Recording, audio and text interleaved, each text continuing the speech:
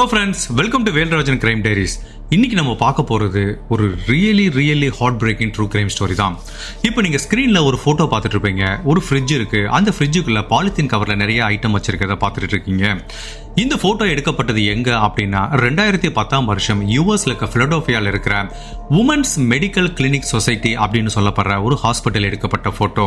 இந்த பாலித்தீன் கவருக்குள்ள என்ன இருக்குது அப்படின்னா, இந்த ஹாஸ்பிட்டலில் சட்டவிரோதமாக கருக்கலைப்பு செய்யப்பட்டு ப்ரீமெச்சூர் பேபியா இறந்த நிலையில் இருக்கிற குழந்தைகளோட உடல்கள் தான் இந்த மாதிரி ஃப்ரிட்ஜுக்குள்ள வச்சிருக்காங்க.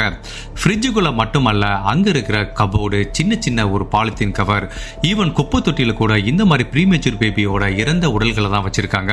ஹவுஸ் ஆஃப் ஹாரர் அப்படின்னு சொல்லப்படுற இந்த ஹாஸ்பிட்டலுக்குள்ள அப்படி என்ன கொடூரம் நடந்துச்சு? பிலடெல்பியா ஸ்டேட்டை மட்டுமல்ல, அமெரிக்கா தேசத்தை மட்டுமல்ல, இந்த உலகத்தையே மிகவும் அதிர்ச்சிக்குள்ளாக்கிய ஒரு heart breaking true crime story பத்தா நம்ம இந்த வீடியோல பார்க்க போறோம். உமன்ஸ் மெடிக்கல் கிளினிக் சொசைட்டி அப்படின்னு சொல்லப்படுற இந்த ஹாஸ்பிட்டல் 1972 டாக்டர் ஹெர்மிட் காஸ்னல் அப்படின்னு சொல்லப்படுற ஒருத்தரால ஆரம்பிக்கப்பட்டது.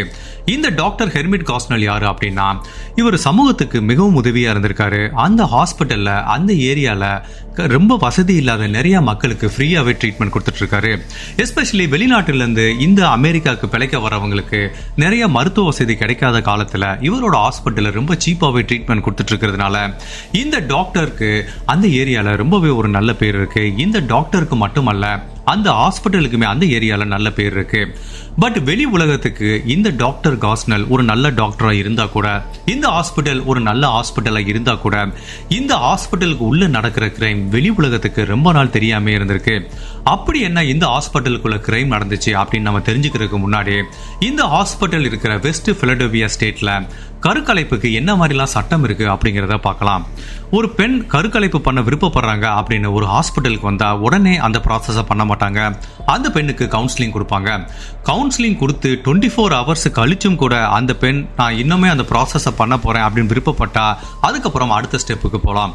அந்த பெண்ணுக்கு 18 வயசு கீழே இருந்துச்சுன்னா அந்த பெண் தனியா வந்து இந்த ப்ராசஸை பண்ண முடியாது. அவங்க கூட கார்டியன் அப்படின்னு ஒருத்தர் வரணும். இதை விட மிக முக்கியமான சட்டத்திட்டம் என்ன அப்படின்னா, ஒரு கருவோட வளர்ச்சி 24 வாரத்துக்கு ஒரு நாள் கூட அதிகமா இருந்தா கருக்கலைப்பு பண்ண முடியாது. 24 வாரத்துக்கு கம்மியா இருந்தா மட்டும்தான் ஒரு கருவை கலைக்கிறதுக்கு அந்த பிலடெல்பியா ஸ்டேட்ல சட்டத்திட்டங்கள் இருக்கு. பட் இந்த சட்டத்திட்டங்கள் எல்லாத்தையும் டாக்டர் காஸ்னல் அப்படிங்க சொல்லப்படுற இந்த டாக்டரோட ஹாஸ்பிட்டல்ல இவங்க எந்த சட்டத்தையும் மதிக்கல. எல்லா சட்டத்திற்கும் புறம்பா நிறைய இந்த ஹாஸ்பிட்டல்ல வேலை பார்க்க ஆரம்பிக்கிறாங்க.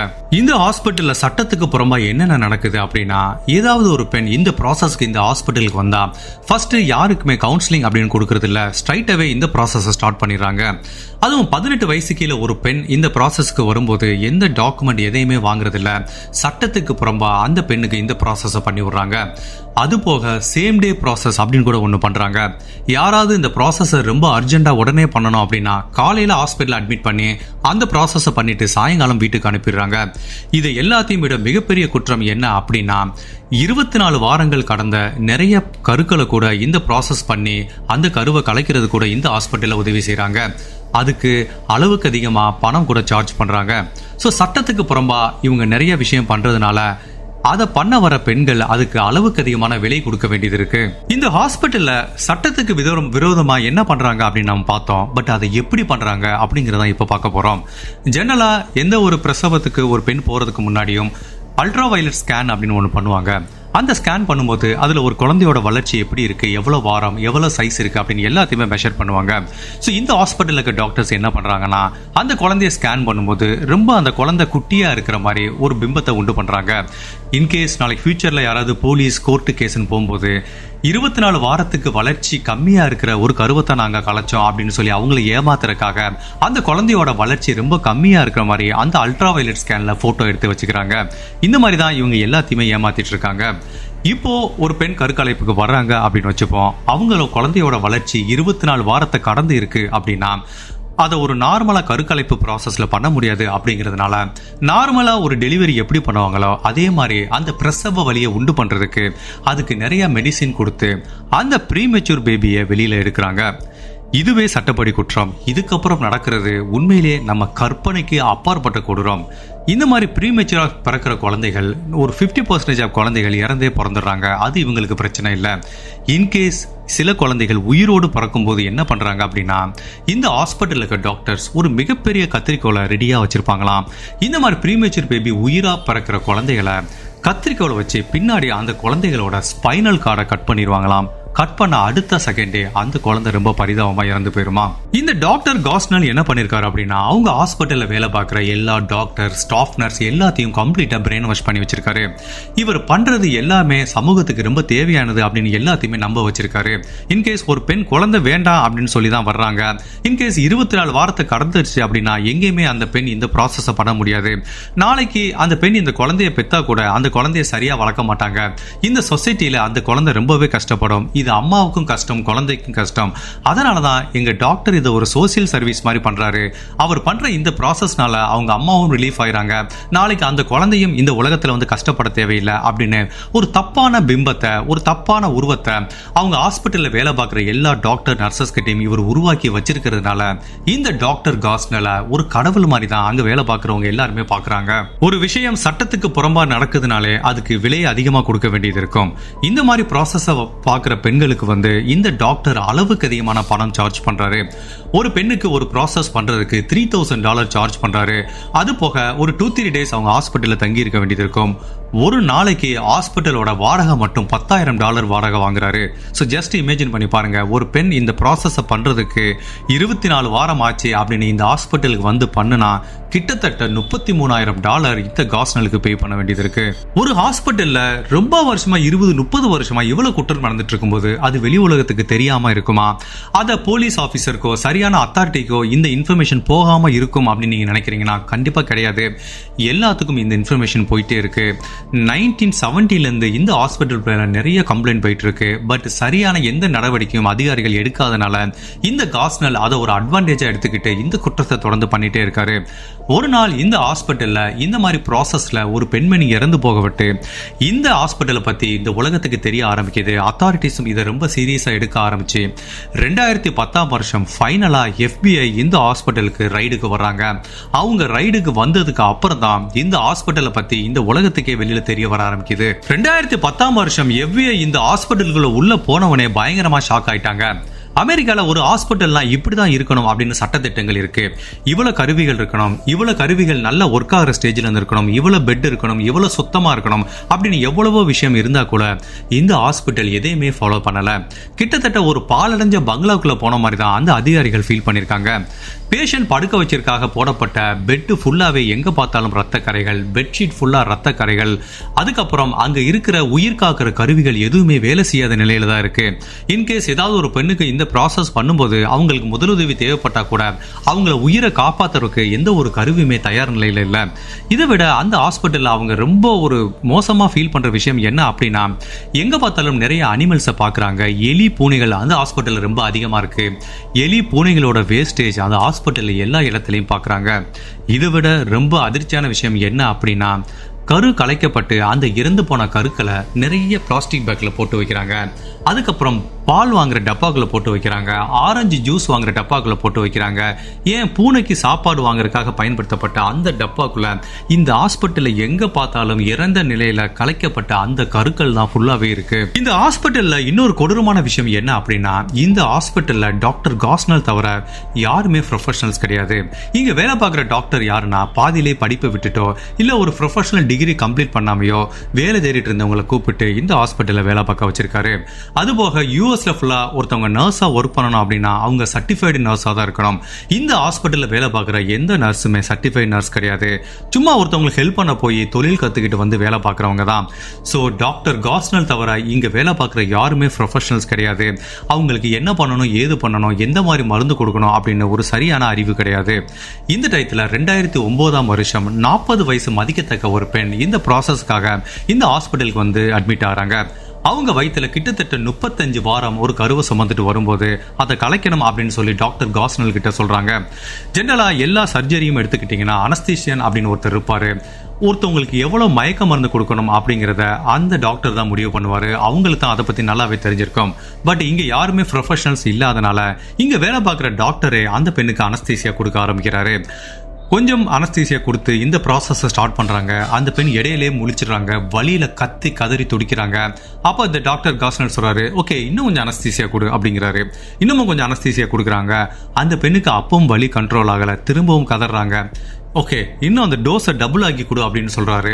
அப்பவும் அந்த பெண்மணிக்கு வலி குறையல, மயக்கம் வரல. ஒரு ஸ்டேஜில் டாக்டர் காஸ்னல் என்ன சொல்றாருன்னா, ஓகே ஒரு 4 மடங்கு அனஸ்தீசியா கொடு அப்படின்னு சொல்றாரு.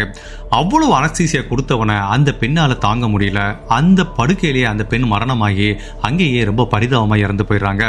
இதே மாதிரி 2002ஆம் வருஷம் 21 வயசு மதிக்கத்தக்க ஒரு பெண் இந்த ப்ராசஸ்க்கு வரும்போது அவங்களோட முதுகுத்தண்டுல செப்சிஸ் அப்படின்னு சொல்லப்படுற இன்னொரு இன்ஃபெக்ஷன் வந்து அவங்களும் அந்த ஹாஸ்பிட்டல்லே ரொம்ப பரிதாபமாக இறந்து போயிடுறாங்க. ஸோ கருக்கலைப்பு மாதிரி குற்றங்கள் மட்டுமல்லாம இந்த மாதிரி நிறைய மரணங்கள் கூட அந்த ஹாஸ்பிட்டல்ல நடக்க ஆரம்பிக்குது. இந்த ஹாஸ்பிட்டல் நடக்கிற இன்னொரு கொடூரமான விஷயம் என்ன அப்படின்னா, சில சமயம் நிறைய பேர் இந்த ப்ராசஸ்க்கு வரும்போது அவர்கிட்ட பெட்ல இடவசதி இல்லாதனால அங்க இருக்கிற டாய்லெட்ல வச்சுதான் இந்த ப்ராசஸை பண்ணுவாங்களாம். பிகாஸ் டாய்லெட்ல அந்த ப்ராசஸை பண்ணி முடிச்சதுக்கு அப்புறம் அந்த கருவை டாய்லெட்ல போட்டே ஃப்ளஷ் பண்ணி விட்டுருவாங்களாம். வேலை ஈஸியா முடிஞ்சிடும் அப்படின்னு. இந்த மாதிரி கொடூரத்தை நம்ம எங்கேயாவது பார்க்க முடியுமா? உண்மையிலே அன்அக்செப்டபிள். இந்த ஹாஸ்பிட்டலில் இந்த மாதிரி நிறைய விஷயங்கள் நடந்தால் கூட, நிறைய மரணங்கள் நடந்தால் கூட, நிறைய பெண்கள் இந்த ப்ராசஸ் நடக்கும் போதே பயங்கரமாக இன்ஜூர்ட் ஆயிருக்காங்க. சில பெண்களோட கர்ப்பப்பை பயங்கரமாக அஃபெக்ட் ஆயிருக்கு. சில பேருக்கு பக்கவாதம் மாதிரி வியாதி வந்திருக்கு. பிகாஸ் இந்த மாதிரி ஒரு ப்ராசஸை பண்ணும்போது ஒரு ப்ராப்பரான மெடிக்கல் எக்யூப்மெண்ட் இருக்கணும், அதுக்குரிய ப்ராப்பரான டாக்டர் இருக்கணும். திடீர்னு ஏதாவது ஒரு விஷயம் நடந்துச்சுன்னா அவங்கள உயிர் காக்கிறதுக்கு அங்கே உயிர் காக்கப்படுற கருவிகள் இருக்கணும். அந்த மாதிரி எந்த வித எக்யூப்மெண்ட்டும் இல்லாமல், எந்த ஒரு ப்ராப்பரான மெடிசனும் இல்லாமல், எந்த ஒரு செட்டப்பும் இல்லாமல் இந்த மாதிரி ஒரு ப்ராசஸை பண்ணும்போது மரணம் மட்டுமல்ல, அவங்களுக்கு உடல் ரீதியாகவும் நிறைய பிரச்சனை வர்றதுக்கு வாய்ப்பு இருக்கு. ஸோ இந்த மாதிரி ப்ராசஸ்னால நிறைய பெண்கள் மன ரீதியாகவும் சரி, உடல் ரீதியாகவும் இந்த டாக்டர்னால ரொம்பவே பாதிக்கப்பட்டிருக்காங்க. நம்ம நிறைய ஹாஸ்பிட்டல்ல பார்த்துருப்போம், ஒரு டாக்டரை பார்க்க போனோம்னா 300 ரூபாய் கன்சல்டேஷன் ஃபீஸ் கேட்பாங்க. பட் நம்மளுக்குன்னு சில மருந்துகள் எழுதி கொடுப்பாங்க. அந்த மருந்தோட விலை பார்த்தீங்கன்னா 500 ரூபாய் 600 ரூபாய் இருக்கும். டாக்டர் ஃபீஸை விட டபுள் மடங்கா இருக்கும். ஸோ மருத்துவத்துறையில இந்த மாதிரி மருந்துகள் மூலமா நிறையவே சம்பாதிக்கிறாங்க. இந்த டாக்டர் காஸ்னலும் அதை விட்டு வைக்கல. அவர் ஹாஸ்பிட்டலுக்கு யாரெல்லாம் இந்த மாதிரி ப்ராசஸ்க்கு வராங்களோ அது அவங்களுக்கு தேவையே படாத ரொம்ப காஸ்ட்லியான நிறைய மருந்துகளை பிரிஸ்கிரைப் பண்ணி அந்த மருந்துகள் மூலமாகவும் அவர் நிறையவே பணம் சம்பாதிச்சிருக்காரு. ஃபைனலா 2010ஆம் வருஷம் இந்த ஹாஸ்பிட்டல்ல ரைட் நடக்க விட்டு தான் இந்த ஹாஸ்பிட்டலை பத்தி இந்த உலகத்துக்கே தெரிய வருது. இந்த டாக்டர் காஸ்னல் மேல பல விஷயத்துல வழக்கு பதிவு செய்யறாங்க. கொலை வழக்கு, சட்டத்துக்கு புறம்பா இந்த மாதிரி ட்ரீட்மெண்ட் கொடுத்தது, நிறைய பெண்களை காயப்படுத்தியது அப்படின்னு பல பிரிவுகள்ல அவர் மேல வழக்கு பதிவு செய்யறாங்க. டாக்டர் காஸ்னல் மேல மட்டுமல்ல, இந்த ஹாஸ்பிட்டல்ல வேலை செய்யற ஒவ்வொரு எம்ப்ளாயி மேலையும் வழக்கு பதிவு செய்யறாங்க. மேல லெவலில் இருக்க டாக்டர் வரைக்கும், கீழே லெவலில் இருக்க ஒரு கிளீனிங் பாய் வரைக்கும் எல்லார் மேலையும் வழக்கு பதிவு செஞ்சு ஃபைனலா இந்த கேஸ் கோர்ட்டுக்கு ட்ரையல் போகுது. டாக்டர் காஸ்னல் என்ன சொல்றாரு அப்படின்னா, கண்டிப்பா நான் பண்ணது தவறு தான், இதுல எந்தவித சந்தேகமும் கிடையாது அப்படின்னு சொல்லிட்டு அவர் கம்ப்ளீட்டா போலீஸ் கிட்ட சரண்டர் அடைஞ்சிறாரு. இன்கேஸ் நான் பண்ணது தவறு இல்லை அப்படின்னு கோர்ட்டுக்கு ட்ரையல் போனா இவருக்கு கண்டிப்பா மரண தண்டனை தான் கிடைக்கும். அதனால மரண தண்டனையிலிருந்து தப்பிக்கிறதுக்காக தான் பண்ண எல்லா தவறையும் ஒத்துக்கிட்டு எனக்கு ஆயுள் தண்டனையே கொடுங்க அப்படின்னு சொல்லி போலீஸ் கிட்ட கேட்கிறாரு. நம்ம எல்லாத்துக்கும் இருக்கிற ஒரு கொஸ்டின் என்ன அப்படின்னா, அமெரிக்க மாதிரி ஒரு மேலை நாட்டுல சட்ட திட்டங்கள் ரொம்ப ஸ்ட்ராங்கா இருக்கும்போது எப்படி இந்த ஹாஸ்பிட்டல் இவ்வளவு நாளும் தப்பிச்சிட்டு இருந்துச்சு அப்படின்னு பார்க்கும்போது இந்த ஹாஸ்பிட்டல் மேல நிறைய நாளாவே நிறைய கம்ப்ளைண்ட் வந்துட்டு இருக்கு. அதிகாரிகள் இந்த ஹாஸ்பிட்டலை வந்து செக் பண்ணிட்டு தான் இருந்திருக்காங்க. பட் அன்பார்ச்சுனேட்டா சரியான நடவடிக்கை எடுக்காதனால தான் கிட்டத்தட்ட 30 வருஷம் மேலமா இந்த ஹாஸ்பிட்டல்ல இந்த மாதிரி குற்றங்கள் நடந்துட்டு தான் இருக்கு. 1979ஆம் வருஷம் இந்த ஹாஸ்பிட்டல் மேல ஒரு கம்ப்ளைண்ட் வருது. சர்டிஃபைட் இல்லாத, சரியா படிக்காத, உண்மையிலே டிகிரி வாங்காத நிறைய டாக்டர்ஸ் இங்க வேலை பார்க்கறாங்க அப்படின்னு சொல்லும்போது அதிகாரிகள் இந்த ஹாஸ்பிட்டல்ல வந்து செக் பண்ணிட்டு போயிருக்காங்க. பட் செக் பண்ணிட்டு போனதோட சரி, அதுக்கப்புறம் எந்த நடவடிக்கையும் எடுக்கல. 1989ஆம் வருஷம் இந்த ஹாஸ்பிட்டல்ல சட்டவிரோதமா கருக்கலைப்பு நடக்குது அப்படின்னு கேள்விப்பட்டு அப்பவும் ஆபீசர்ஸ் இங்க வந்து செக் பண்ணிட்டு போயிருக்காங்க. அதுக்கப்புறமும் எந்த ஒரு நடவடிக்கையும் எடுக்கல. திரும்ப 1993ஆம் வருஷம் இங்க சட்டவிரோதமா நிறைய விஷயங்கள் நடக்குது, நிறைய மரணங்கள் நடக்குது அப்படின்னு சொல்லி செக் பண்ணி பார்க்க வந்திருக்காங்க. அந்த 1993ஆம் வருஷத்துக்கு அப்புறம் கூட இங்க ப்ராப்பரா எந்த ஒரு ஆக்ஷனும் எடுக்கல. 1993 வருஷத்திலிருந்து 2010 வருஷம் வரைக்கும் மேலும் எந்த அதிகாரிகளும் இந்த ஹாஸ்பிட்டலை செக் பண்றதுக்கு வரல. தான் செய்த தவறை ஒத்துக்கிட்டதுனால டாக்டர் காஸ்னலுக்கு மரண தண்டனை கொடுக்கப்படல. அவருக்கு ஆயுள் தண்டனை கொடுக்கறாங்க without the possibility of the parole. தன்னோட வாழ்க்கை ஃபுல்லா அவர் ஜெயில இருந்து வெளியில வரவே முடியாது. டாக்டர் காஸ்னல் மட்டுமல்ல, அந்த ஹாஸ்பிட்டல்ல வேலை பார்த்த மற்ற டாக்டர் நர்சஸ் எல்லாத்துக்குமே நிறையவே தண்டனை கொடுத்திருக்காங்க. அப்படி ஒவ்வொருத்தருக்கும் என்னென்ன தண்டனை கொடுத்திருக்காங்க, அவங்க என்னென்ன குற்றம் பண்ணாங்க அப்படிங்கறத ஒன்னொன்னா பார்க்கலாம்.